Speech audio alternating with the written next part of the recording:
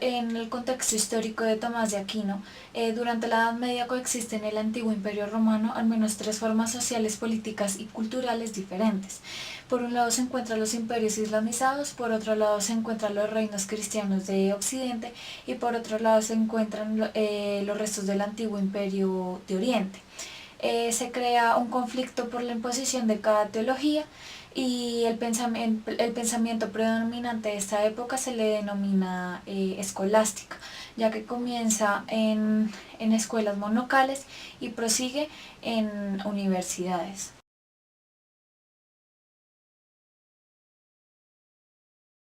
Tomás de Aquino nació en un pueblo cerca de Aquino en 1225, en una familia donde se crió en una familia cerca a Nápoles. A los 20 años ingresó a la Orden de los Dominicos, estudió en París y en Colonia, donde es discípulo de Alberto Magno, quien le impuso el pensamiento del aristotelismo. La influencia ejercida por Santo Tomás de Aquino es muy enorme. Durante los siglos estuvo pensando que su pensamiento era muy importante, entonces lo nombraron como oficial de la Iglesia Católica. En definitiva, podríamos decir que Santo Tomás de Aquino es el pensador que consiguió reunir y armonizar el pensamiento del cristianismo con el pensamiento del aristotelismo.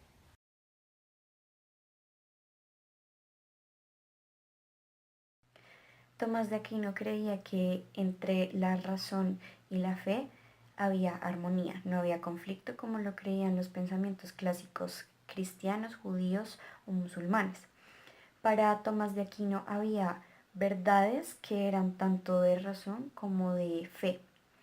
Además, la explicación que él le daba al mundo era una explicación que la daba la Biblia, es decir, por revelación. Sin embargo, creía que la razón servía para reafirmar y para poder explicar aún mejor esta revelación sobre el mundo.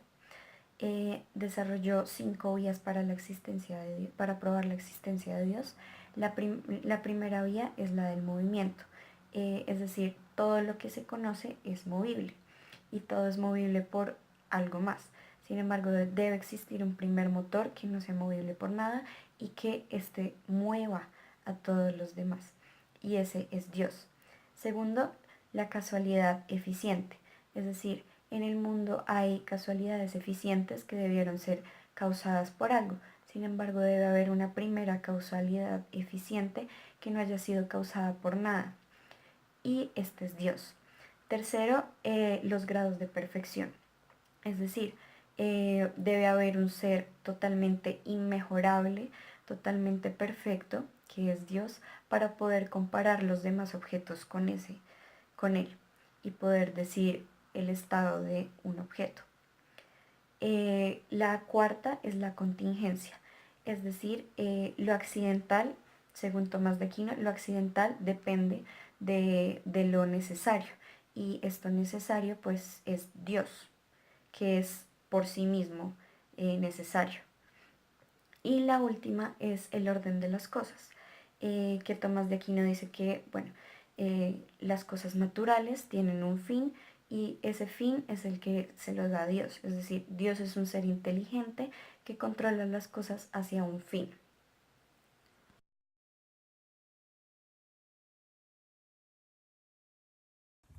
Tomás de Aquino sentó las bases del pensamiento oficial sobre la Iglesia y también logró crear un puente entre el aristotelismo y el cristianismo. Gracias a sus obras se logró replantear la relación entre fe y razón y también gracias a su existencia se marcó la creencia de que entre la teología y la filosofía, aún así se estudian diferentes objetos, están ampliamente relacionadas. También Tomás de Aquino es uno de los primeros filósofos en preocuparse por la relación entre fe y razón y entre la relación de teólogo y filosofía.